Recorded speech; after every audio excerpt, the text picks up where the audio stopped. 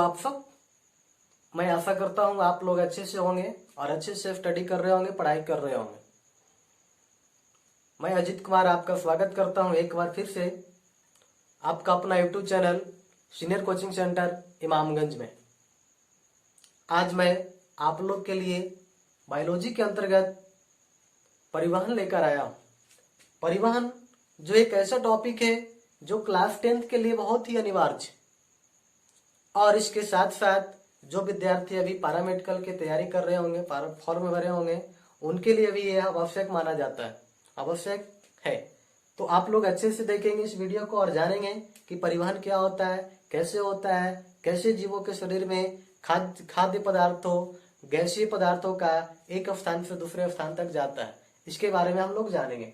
तो सबसे पहले जानते हैं परिवहन क्या होता है। परिवहन, इसको वाहन भी कहा जाता है, वाहन, ये वाहन, परिवहन। परिवहन, परिवहन का मतलब होता है एक जगह से दूसरे जगह जाना। परिवहन, एक जगह से एक स्थान से दूसरे स्थान तक गया तो उसको परिवहन कहते हैं। जैसे कि कुछ सामान हमको लाता है, जैसे कि मार्केटिंग का डेली सामान होता है, तो उसको बोलते हैं आज ट्रांसपोर्ट नहीं आया। ट्रांसपोर्ट नहीं आया, इसका मतलब क्या कि आज जो सामान आना था वो चीज यहाँ पे नहीं आया। बस के द्वारा हो, किसी भी माध्यम से हो, जो सामान आना था वो चीज नहीं आया, तो उसको हम लोग वहन करते हैं, परिवहन करते हैं। परिवहन यानी कि इसमें जो होता है जीवों में क्या होगा कि उपयोगी पदार्थों को एक स्थान से दूसरे स्थान तक जाना, एक स्थान से दूसरे स्थान तक जाना की प्रक्रिया जो है इसे परिवहन कहलाएगा। तो परिवहन देखें हम लोग, परिवहन मतलब क्या हुआ, परिवहन इसमें क्या हुआ, उपयोगी पदार्थों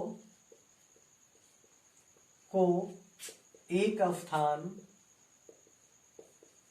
से दूसरे स्थान तक जाने की जो प्रक्रिया होता है वो परिवहन कहलाता है। अब यहाँ पे देख रहे हैं पदार्थों को एक स्थान से दूसरे स्थान तक जाना, तो यहाँ पे एक चीज और आता है, पदार्थों का परिवहन। पदार्थों का परिवहन, पदार्थों का परिवहन क्या होता है, तो पदार्थ बहुत से हमारे लिए उपयोगी पदार्थ होते हैं जिसका निर्माण कोशिकाओं में न होकर के दूसरे क्षेत्रों में होता है। उपापचयी क्रियाओं के लिए जरूरी होता है कोशिका के लिए, जैसे श्वसन होता है ऊर्जा प्राप्ति के लिए, पोषण होता है, और ये सब जो प्रक्रिया होता है वो कोशिका में नहीं होकर के दूसरे स्थान पर होता है। तो वहां से कार्बोहाइड्रेट, वसा इत्यादि जो पोषक तत्व होते हैं वो कोशिकाओं तक पहुंचते हैं। कोशिकाओं तक उनको पहुंचना अनिवार्य है, जब तक वो कोशिका तक पहुंचेंगे नहीं हमें ऊर्जा की प्राप्ति नहीं होगा, और जो कुछ ऊर्जा की प्राप्ति नहीं होगा तो हम कुछ कर भी नहीं सकते। तो उसके लिए क्या होता है कि पदार्थों का परिवहन होता है, उपयोगी पदार्थों का, उपयोगी पदार्थों का मूल स्रोत से, मूल स्रोत मतलब जहां पे बनता है, मूल स्रोतों से शरीर के प्रत्येक कोशिका, शरीर के प्रत्येक कोशिकाओं तक पहुंचना, प्रत्येक कोशिकाओं तक पहुंचने एवं अनुपयोगी, जो अनुपयोगी है, जो उपयोग लायक नहीं है, और हानिकारक पदार्थों को कोशिका से निकलकर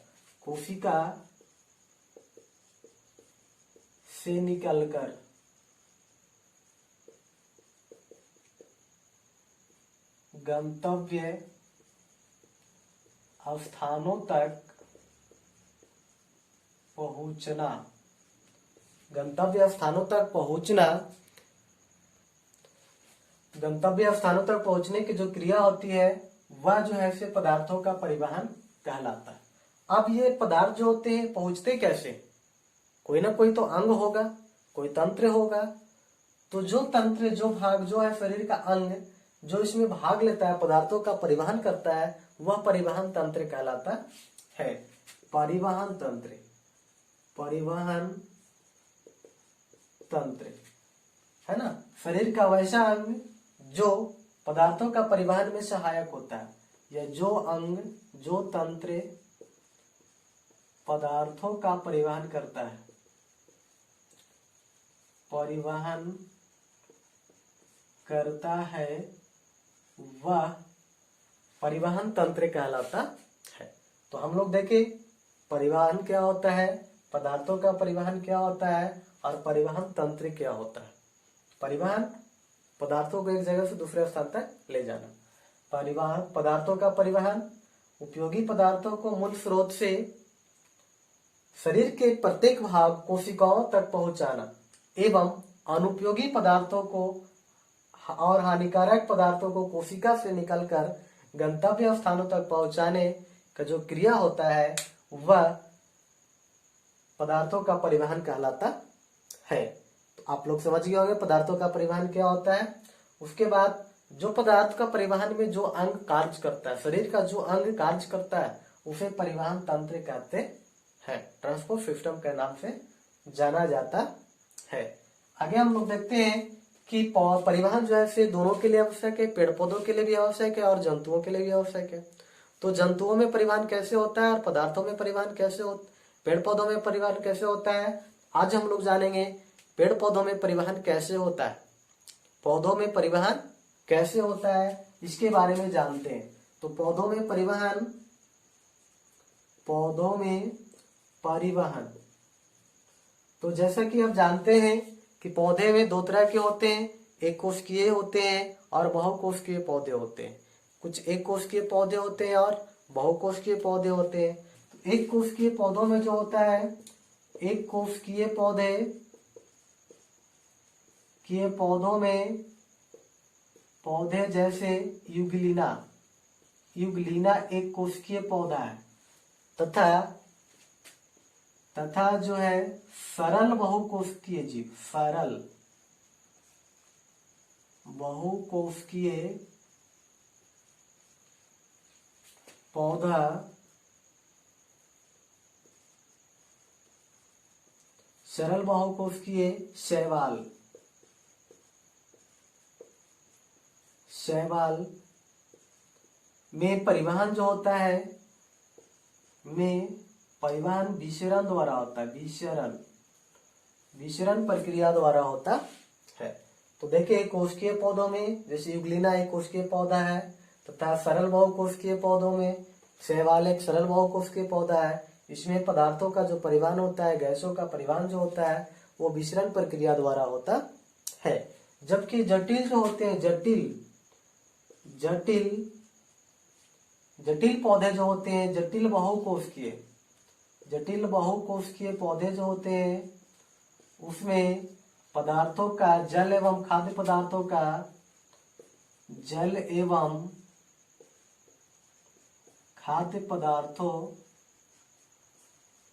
के परिवहन के लिए एक विशेष अंग पाया जाता है। परिवहन के लिए एक विशेष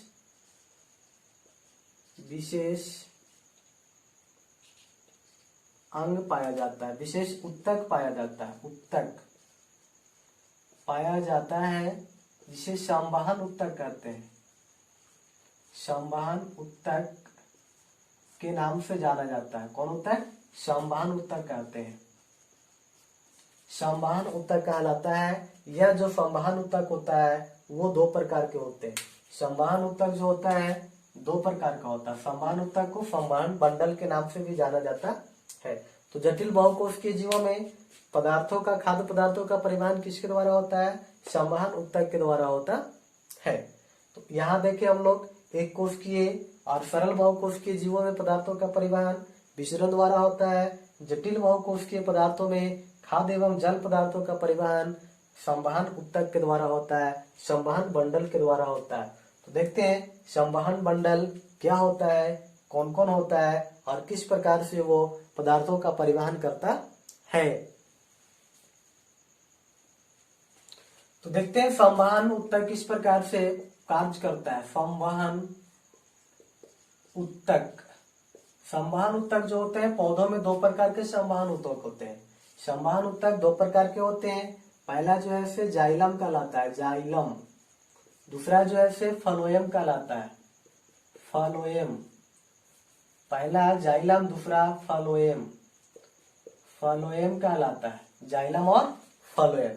जाइलम की जो कोशिकाएं होती है ये मृत कोशिका होते हैं, मृत कोशिकाएं होती है इसका। जाइलम की कोशिकाएं मृत होती है, कोशिकाएं जो होती है मृत होती है। जाइलम के द्वारा जल का परिवहन होता है, जल एवं खनिज लवण का परिवहन होता है, जल एवं खनिज लवण का परिवहन होता है, खनिज लवण का परिवहन होता है। और यह जो होता है हमेशा केवल जड़ से, जड़ों से तना की ओर होता है, जड़ों से तना की ओर होता है। और फ्लोएम जो उत्तक होता है, फ्लोएम उत्तक की जो कोशिकाएं होती है वो कोशिकाएं जीवित कोशिकाएं होते हैं, जीवित कोशिकाएं होती है इसका, जीवित कोशिकाएं होती है फ्लोएम का। और इसमें जो है से भोज्य पदार्थों का परिवहन होता है, भोज्य पदार्थों का परिवहन होता है। किसका परिवहन होता है? भोज्य पदार्थों का परिवहन होता है। कैसे होता है? तो सभी दिशा में होता है, सभी दिशाओं में होता है, सभी दिशा में होता है। यानी कि पौधों में परिवहन जो होता है, खाद्य पदार्थों का परिवहन, वो पूरे कोशिकाओं में, पूरे पौधों में होता है। तो यहाँ पे जाइलम उत्तक और फ्लोएम उत्तक मिलकर के संवहन उत्तक का निर्माण करता है, संवहन बंडल का निर्माण करता है। जाइलम उत्तक की जो कोशिकाएं होती है मृत कोशिकाएं होती है, और यह जो है से जल एवं खनिज लवण का परिवहन करता है, जल एवं खनिज लवण का परिवहन करता है। और यह केवल और केवल जड़ से तना की ओर परिवहन करता है। अर्थात हम कह सकते हैं कि यह जो है से केवल एक ही दिशा में परिवहन करता है, वो भी ऊपर की दिशा में।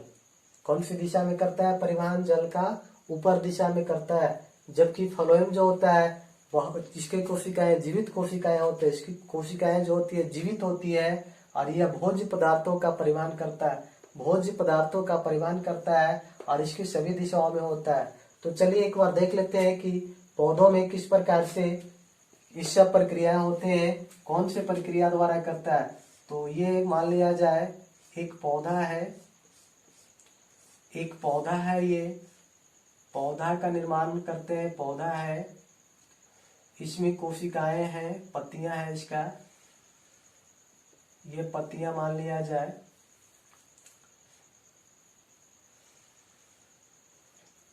पौधों की पत्तियां हैं, और ये है पत्तियां।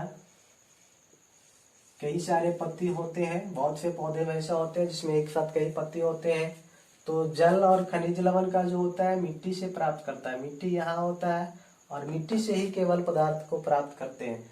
तो मिट्टी से जब भी जल जाएगा तो हमेशा जो है से ऊपर की ओर जाएगा, ऊपर दिशा में ही जाएगा, ये नीचे नहीं जा सकता, ये सिर्फ और सिर्फ ऊपर दिशा में ही जाएगा। जबकि भोज्य पदार्थों का निर्माण प्रकाश संश्लेषण के द्वारा पत्तियों में होता है, भोज्य पदार्थों का निर्माण पत्तियों में होता है। और पत्तियों में जो होता है भोज्य पदार्थों का निर्माण होता है, तो भोजन का निर्माण पत्ती में होगा, तो तना का भोजन की आवश्यकता भी होगा, तना को भोजन भी चाहिए।